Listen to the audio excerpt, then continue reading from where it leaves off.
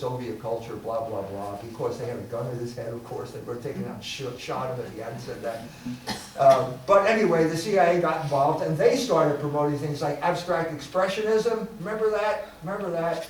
The guy, Jackson Pollock, Time magazine called him Jack the Dripper, because he had used canvases and he dripped out of paint buckets.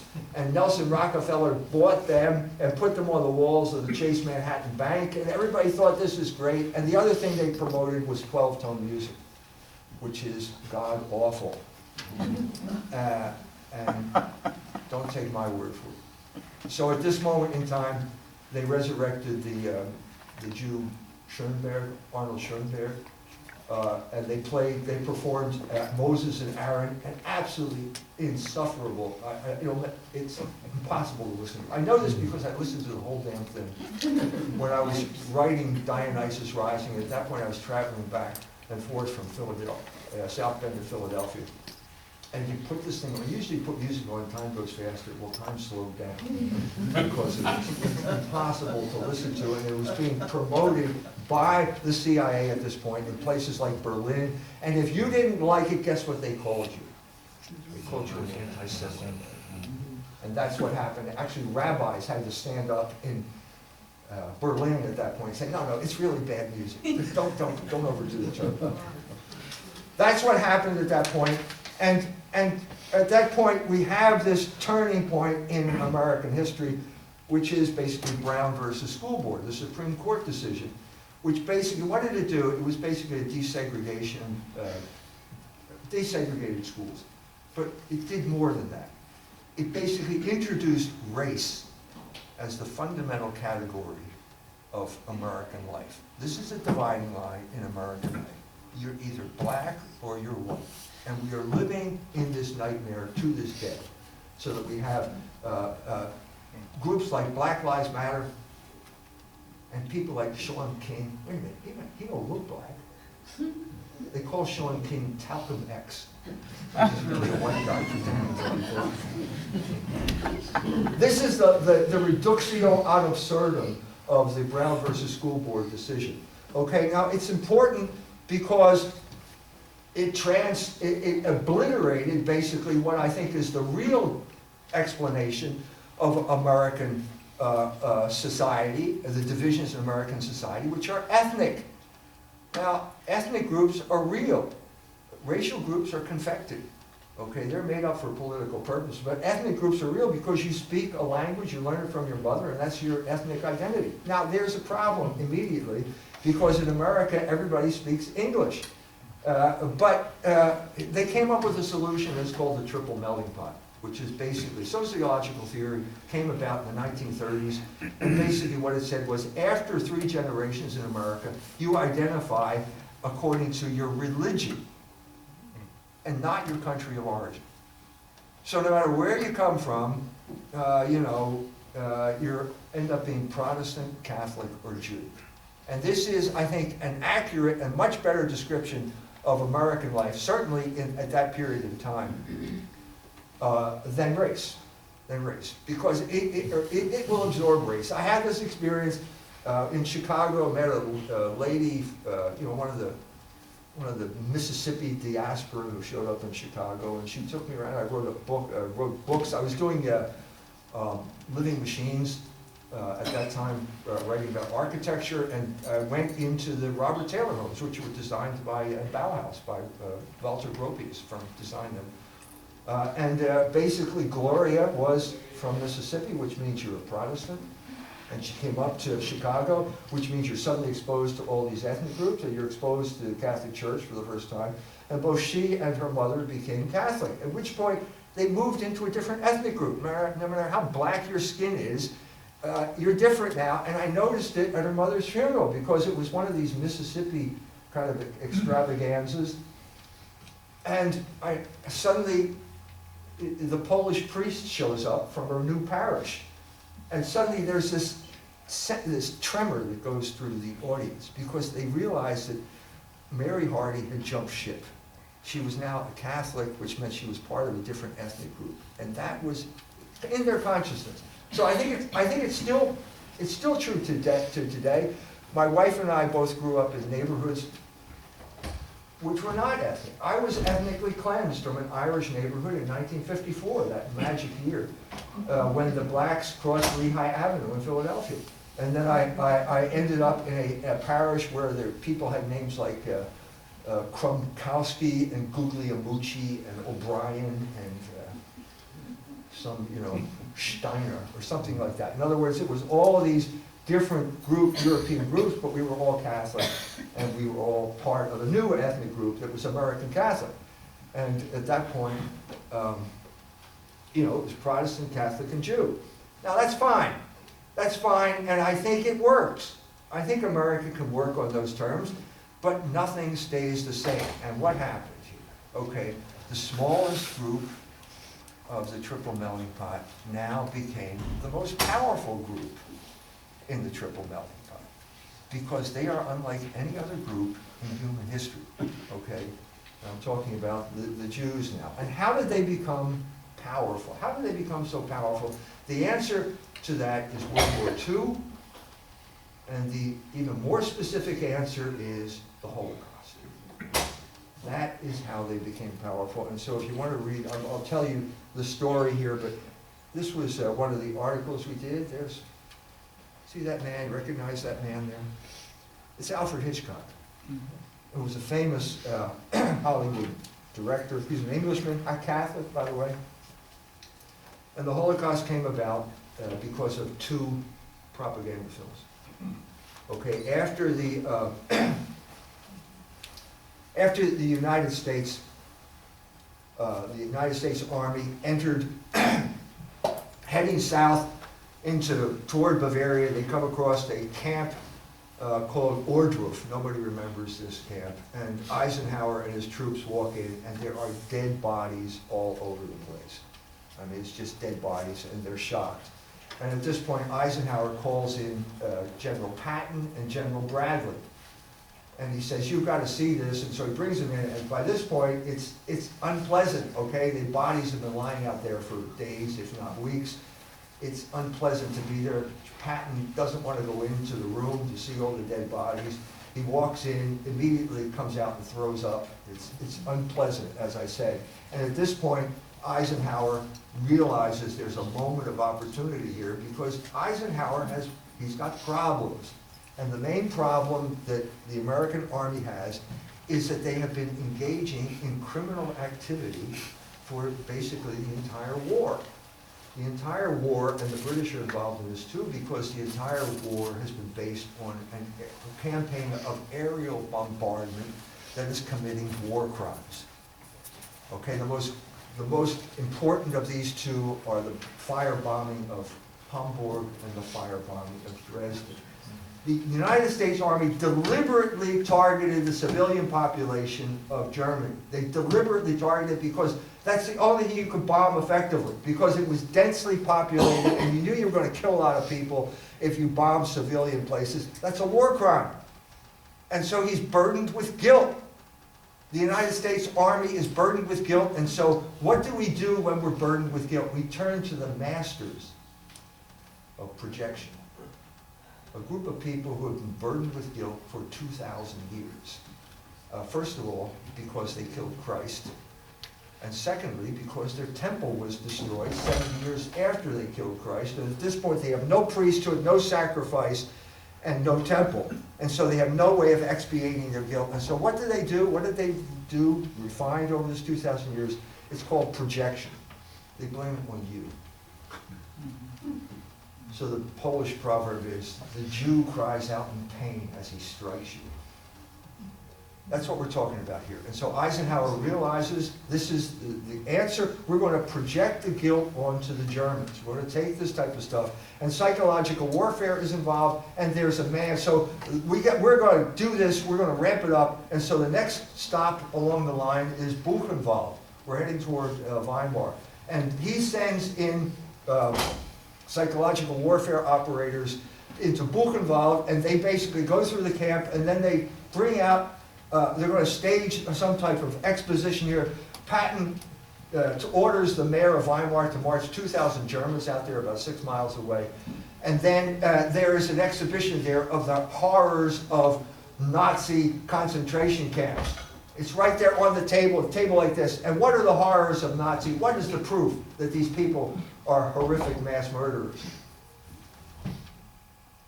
A lamp with a lampshade that's supposedly made out of human skin, which it turns out is not. It was made from goat skin. 2 shrunken heads. You all knew that the Germans shrank heads. Okay? And an ashtray made from a human pelvis. That's it. That's it. And the man who holds this up is C.D. Jackson, a Jew, whose real name is Jacobson. And he becomes the head of psychological warfare under the Eisenhower administration. He got Eisenhower elected. Now this man is one of the most important men in America in the 20th century, because at this point, after he gets involved with Eisenhower, he becomes, he's working for the CIA. He's simultaneously an employee of the CIA and the right-hand man of Henry Luce, who's the head of Time Life, that empire. And at this point you see the merger of news and propaganda, which is triumphant today. You can't turn on the news without getting propaganda. This is how it began. C.D. Jackson was a crucial figure, and this is what led Eisenhower basically to the White House.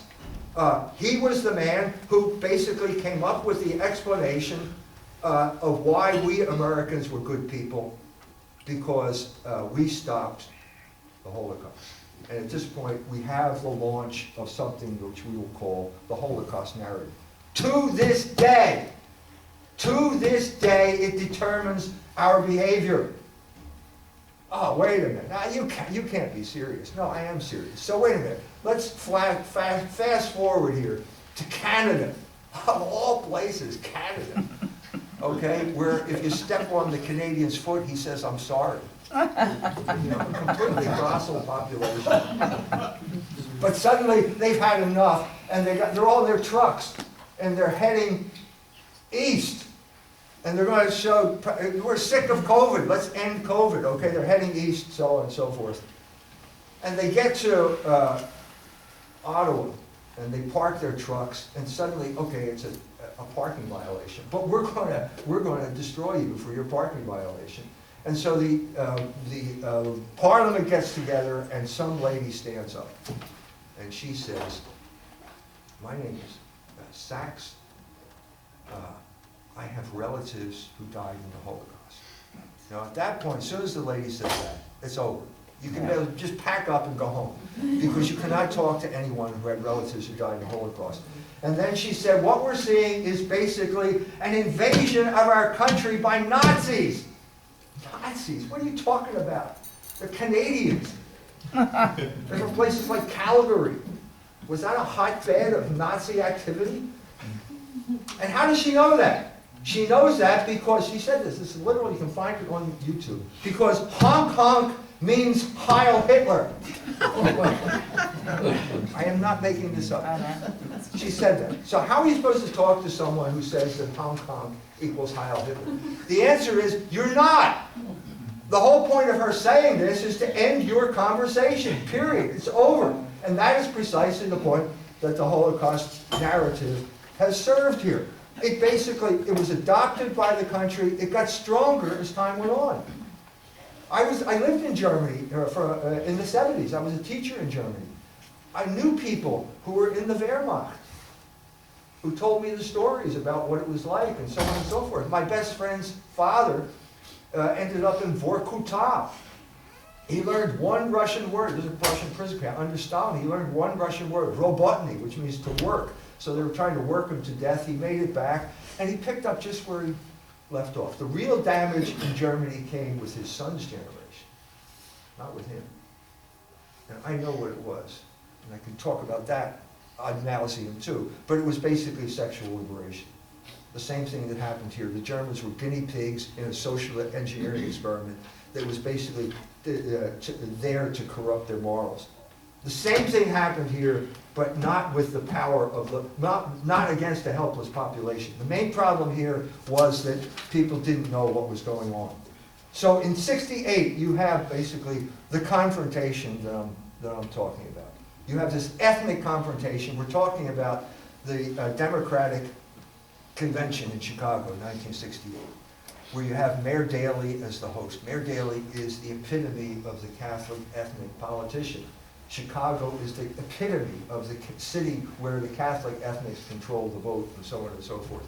And we have, again, Abraham Ribicoff showing up. You remember Abraham Ribicoff, who was, I think, Secretary of Health and Human, HEW, Health and Education and Welfare. He's from Connecticut. He is of that persuasion. And he stands up there and he points the finger at Daley. And he says, we don't need any more of these Nazi stormtroopers. To the generation who fought the Nazis, okay, and died for the Nazis. And at this point, it's on YouTube, everything's on YouTube. At this point, Mayor Daley blows up, you can see the veins bulging from his neck, and he says, you fucking kike, go back to Connecticut.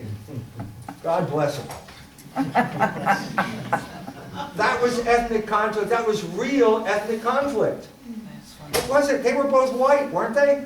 It had nothing to do with race. It had to do with the fundamental divide in America, which is in many ways the fundamental divide in human history, which is basically the people who accepted Jesus Christ as the Logos incarnate and the people who killed him. Nothing's going to change. Why did we think something was going to change here? So you've got basically Catholic politicians coming in, the later generation after Daley, who were cut off from their roots. They can't talk. The classic example I'm talking about here is Phyllis Schlafly. Phyllis Schlafly was one of the most important political figures of the 20th century in America because she basically single-handed, not single-handed, she could mobilize women in every state in the Union. And those women would show up in the state capitals and terror would spread throughout the legislature. They were terrified, and as a result they would not pass the Equal Rights Amendment. Who thought that they would not pass that? And she succeeded in doing that, you know? And what did she get for it? Nothing. I mean, she had her own organization, but she was a Republican. What did she get from the Republicans? Nothing. Nothing. I wrote an article about her. I met her right before she died. Met her in her home in St. Louis. You know, she was 90-some years old. Here I am, talking to someone in the conservative movement here. And said to her, well, what do you think of the neoconservatives? She said, what are they? She didn't know who they were. I mean, maybe it was advanced age, I don't want to make a big deal out of it, but she didn't know who they were. Well, who was Phyllis? Phyllis Schlafly was the abused wife of the Republican Party. That's what she was, okay? The Republican Party would come home drunk and beat her up, okay? And in the morning, which is to say when the election comes around, they would kiss and make up, and Phyllis would bring out the vote, and then they'd go back to the same cycle of abuse. She was always, and so what was the result? What was the result? We got people like, not to say people, we got losers like Wendell Willkie and Bob Dole. Now, am I being unfair here to call these guys losers? No, I'm not, because they were chosen to lose. Wendell Willkie, he was a fiction, a complete fiction that was created so that Roosevelt would get reelected. And Time Life created this fiction. They went to some town in Indiana, took a picture of him and 3 other people, he's in a convertible, and that was proof that Wendell Willkie existed, because nobody was sure before that point. And then there's Bob Dole. Bob Dole was chosen to lose. So what was Bob Dole's real job? Why was he nominated? He was nominated to purge the Republican Party of Buchanan supporters. Remember Pat Buchanan? He was here too. You know what Pat Buchanan's problem was? He was too ethnic. He was too Catholic, he was too ethnic, and the Jews didn't like him. And so they engaged in a campaign basically to destroy him, and you know, what we have is what we have. But Bob Dole was the man who was supposed to do this, okay? So this brings us back to Sam Francis, who was also one of the big figures in the paleoconservative movement. And I met Sam Francis through Tom Fleming. Sam and Tom are 2 years older than me. And I always had the impression that I was the freshman trying to horn in on the junior lunch table whenever I was around them, especially Tom. But Sam was a conservative, okay? And he was a conservative who cut his teeth on National Review and was really fascinated by James Burnham, who was one of the major contributors, a major theoretical contributor to National Review. And so he's writing in along these lines, and he's publishing in the Washington Times. He had a column in the Washington Times. He was also writing for Chronicles. Tom would publish his stuff there. And guess what happened? Guess what happened? Now, he told me this in person. I met with him in person. This was shortly before he died. He told me that someone didn't like what he was saying. Well, guess which group didn't like what he was saying? Take a wild guess. The initials are ADL. Okay? Anti-Defamation League writes a fatwa against Sam Francis, calling him an anti-Semite. So they said basically, someone's got to silence Sam Francis. Who stepped up to do the job? Take a guess. William F. Buckley. Oh. He goes down to Washington, the head editorial office of the Washington Times. He says, you've got to fire Sam Francis, and of course they did it. Now this is what conservatism was.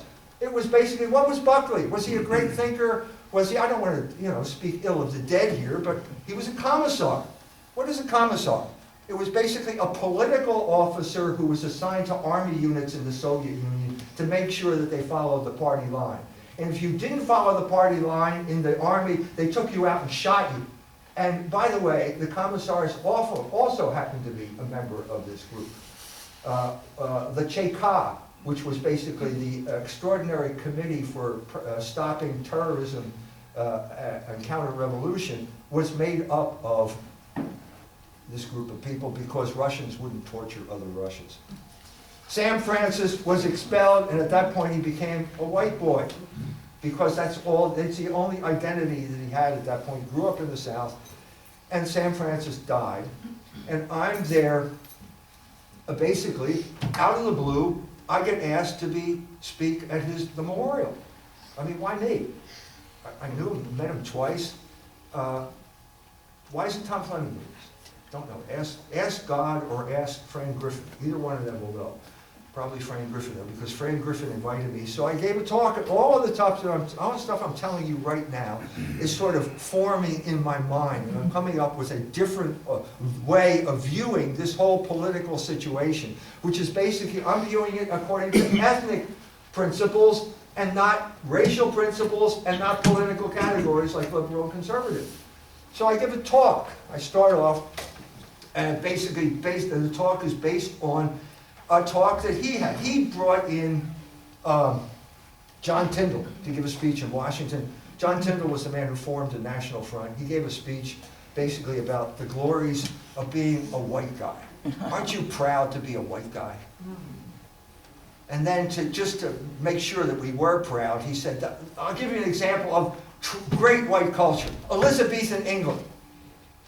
And at this point, I'm looking at my friend Jerry Bruin, and he's looking at me, and the same thought comes into our mind. Wait a minute, isn't that the time where if you said the Mass, you would get hanged till you weren't dead, and then drawn and quartered as your entrails were being boiled in oil?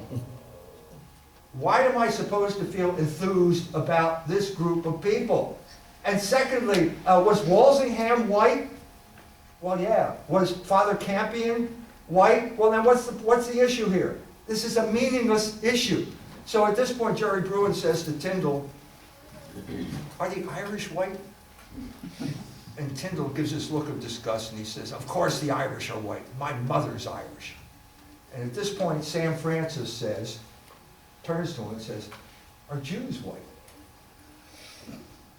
And at this point, Tyndall says, I don't know. So I stood up there at the press club and I said, I'm going to answer that question. And at that point, you could feel the oxygen disappear from the room. I mean, I have a witness here, this young lady over here. was there. She had her umbrella. Sam Dixon was going to take me out and lynch me, okay, because I started talking about, I'm not white, I'm biracial, I'm Irish and German. It's two different ethnic groups. We can collaborate, but let's not have this phony thing. Well, it blew up, and I said, the real problem is the Jews. Why are we not talking about this? Why are we constantly talking about this other stuff?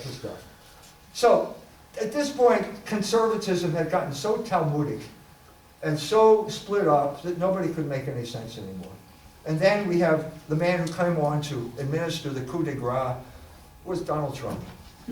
Now, you may remember this, but Donald Trump was excommunicated from the synagogue known as conservatism by none other than Robbie George, who wrote a manifesto in National Review, which nobody read anymore. Doug Buckley was dead at this point. And oddly enough, nobody paid any attention. And strangely enough, Donald Trump got elected president, and I remember Donald Trump coming to South Bend, Indiana. I remember him talking about how the Carrier air conditioning company is going to be punished if they move to Mexico, and everybody stood up. 5,000 people are cheering this guy on. This is America first. It's like America first has come back to life again. We're all going to vote for Donald Trump. And Donald Trump got elected, and the first thing he did was create a foreign policy based on Israel first. Yeah. And we got betrayed. And so, here we are. Sheldon Adelson, Bernard Marcus, Paul Singer, running Trump's foreign policy. Iran, nobody talks about Iran now. Here we are, as Ishmael said in Moby Dick after the Pequod went down. I only am escaped alone to tell thee that the most important issue of our age is the Jewish question. And until we solve that problem, it doesn't matter whether we elect liberals or conservatives or Democrats or Republicans, because both sides of the aisle are controlled by the same group of people. And I'm not talking about secularizing activists. Until we can hold this group accountable for their behavior like any other group, from abortion to gay marriage to the current war in the Ukraine, nothing is going to change. And things are going to get worse because, as Sun Tzu said, if you can't identify the enemy, you will lose every battle. I wrote The Jewish Revolutionary Spirit because political categories could not explain what was happening in 2003 as a group of Jewish revolutionaries known as neoconservatives were leading America into a war whose only beneficiary was the state of Israel. As we speak, another group of Jews has led us into a war in the Ukraine. Charles Lindbergh said something similar on September 11, 1941. Then as now, the Jews led America into a war, not because they had bad DNA or were condemned to do so by any fluke of biological determinism, but because of their rebellion against Logos, the same rebellion which led them to kill Christ and become, in the words of St. Paul, enemies of the entire human race. Thank you.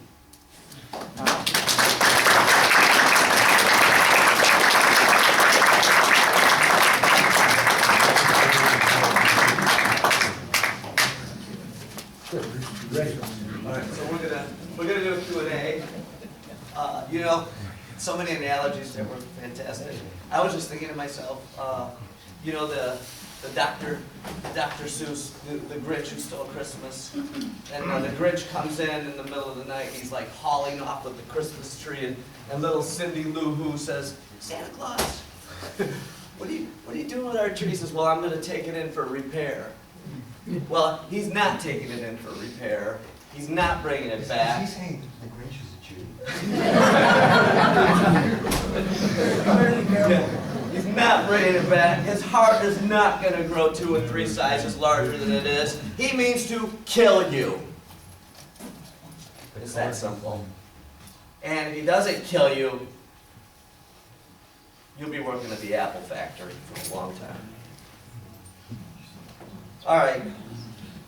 questions. We're gonna do questions, but before we do questions, I wanted to point out a couple of these books right here. These are just two of your books that you brought with you here. So as you know, when we do these events, we have to pay some bills. And so what I'm hoping for, we have a good crowd here today, I'm hoping that there would be 10 of you who will raise your hand for $100 to help us cover the event, the hotel,